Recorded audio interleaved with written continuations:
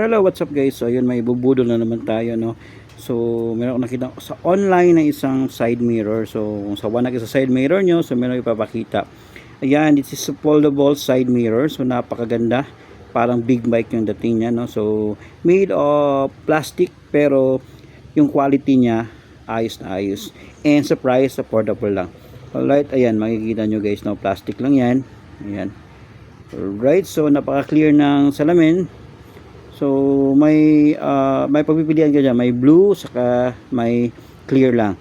Ayan, so plug and play na. So lahat ng bolt, mayroong mga bolt maliit, malaki. Ayan, plug and play na talaga yan. So ayun, nakabit na natin. So may lock siya. So pag umulan hindi nababasa. Ayan, so pag tinitiklop nyo, yan yung itsura nya. Ayan, balik natin. Alright. So napakaganda, napakaangas. So nilagay ko siya sa Raider 150 ko. Alright, so ito yung itsura nya. So para na siyang kasi ang design nya parang big bike, no? Big bike side mirror. Alright, so ganyan yung itsura pag gagamitin yung side mirror. Pag ititiklop nyo, yan. Yan, so napakaangas, no? This is made of plastic lang.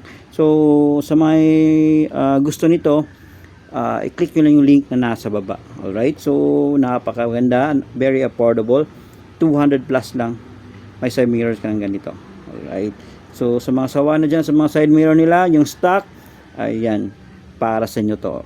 Alright, so yun lang guys, no. God bless and thank you.